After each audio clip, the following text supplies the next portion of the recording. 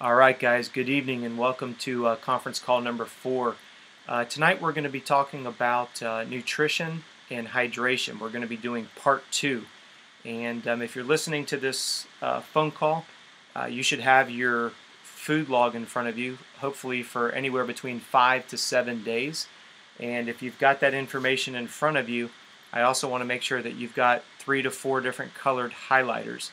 And we're going to jump right into how to use your food logs and how to start to interpret your data and actually create what we call a personalized nutrition and hydration program.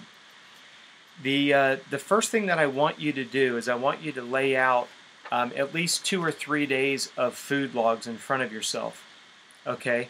And I don't care what color highlighter you grab, just choose one.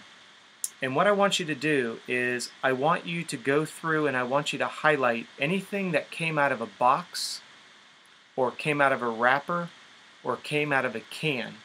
I want you to highlight it in your first color. From top to bottom, from breakfast through your last snack before dinner, I want you to highlight anything that came out of a box, a can, or a wrapper. And another way to think about it is anything that has a UPC barcode, I want you to highlight that. And I want you to do that for at least 3 to 4 days.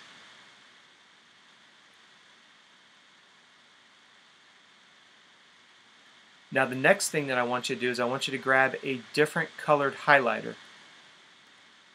And what you're going to do is you're going to go through sunrise to sunset. I want you to highlight anything that is white in color.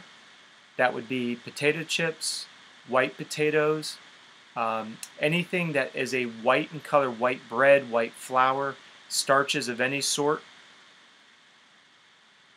as well as simple sugars. So your white starches and your simple sugars should be the same colored highlighter for this particular exercise.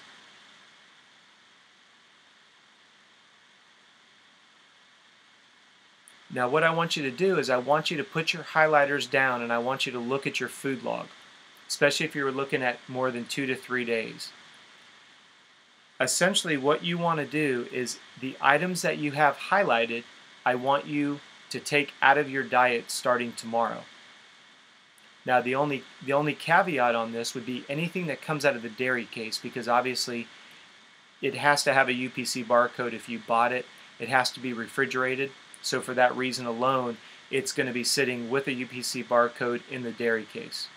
So that's the only little catch. If you've got it highlighted and it comes out of the dairy case, you are permitted to keep that into your diet.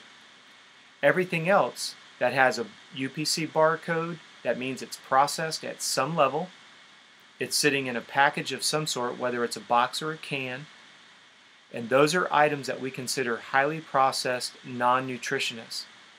Now the problem that you run into is the marketing out on the street has told you that energy bars are really good for you. They're processed.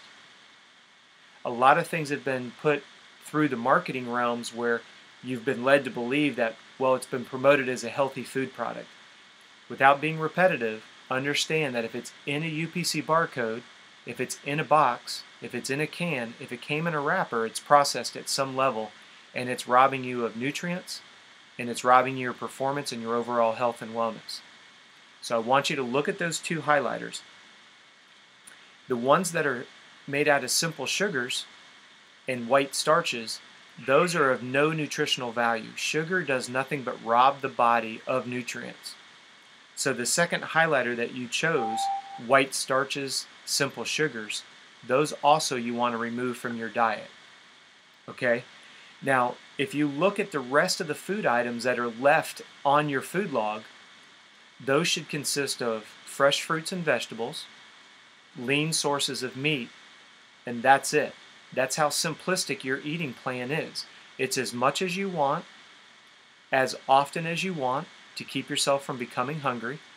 And when you look at your food log, what you're looking at now is you're looking at all of the things that you've consumed over the last 3, 5, 7 days, depending on how many days you've maintained your food log. You now have your individualized, personalized eating plan. Now we're going to discuss whether or not what you put in your mouth interacted with your body in a healthy manner or not. But for right now, what I want you to realize is when you look at your eating patterns, you're going to notice that you don't eat more than 10 to 15 different items in a given week. A lot of people are surprised by that. They think that eating has to be complex, it has to have a lot of variety, and look at your food logs. You're going to be surprised how consistent your eating is Monday through Sunday, sunrise to sunset. I want you to go ahead and get a third color highlighter out. And what you're going to do on this highlighter is you're going to highlight your fluid intake. Now your fluid intake, like we talked about, does not include coffee, soda, energy drinks, sports drinks. None of that counts as fluid for this first step in analyzing your food logs. Okay, so I want you to grab a piece of paper or grab a pen or a pencil, and you're going to write it right on your food logs. Whatever your body weight was today, divide that by 2, and then compare that to your daily water intake in ounces. So for example, I weigh 155 pounds. I divide that by 2. I'm looking at roughly 72 to 75 ounces of water, because I take my body weight, divide it by 2, and that's how many ounces of water I need to be consuming on a daily basis. Now, like we spoke about last week, that's what we call basal metabolic needs, just to maintain proper hydration in the body. That does not factor in what you need for exercise to offset what you lose in the form of sweat. Okay? It's real important, because the idea here is we're trying to find the saturation point of your hydration for performance and wellness. We're trying to look at what you eat and how that translates into your energy, your mental clarity, and ultimately your performance. Is there any question about the 3 highlighters that you have now in front of you at this point?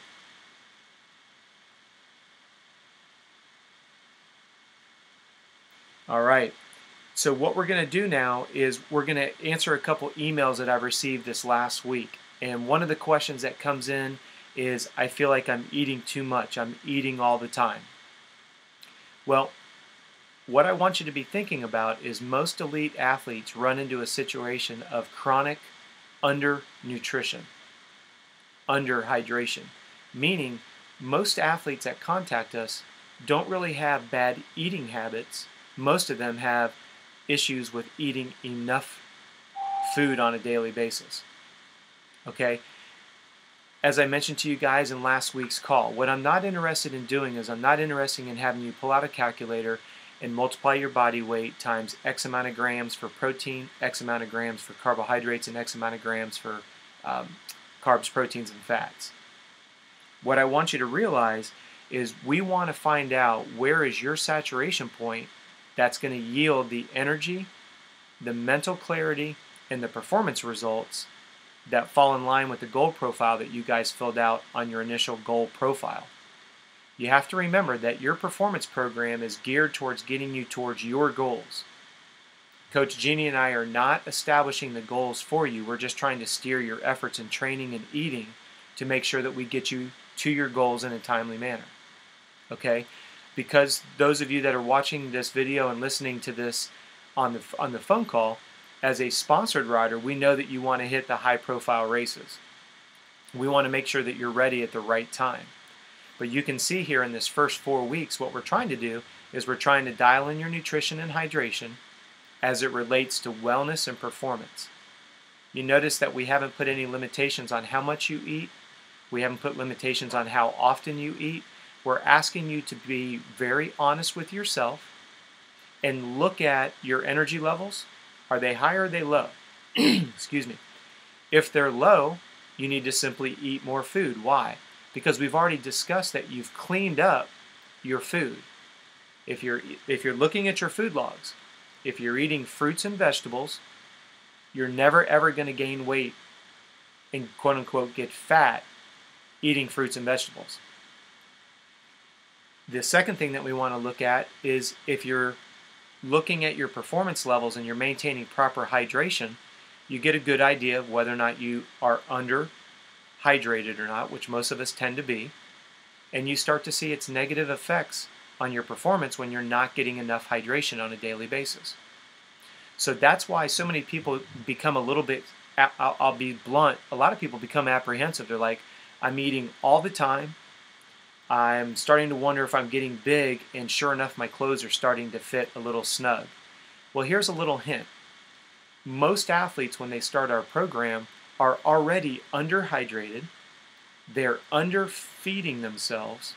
So when their body starts to get the necessary amounts that it needs, what it's doing is it's reestablishing itself where it should have been in the first place. Think about that.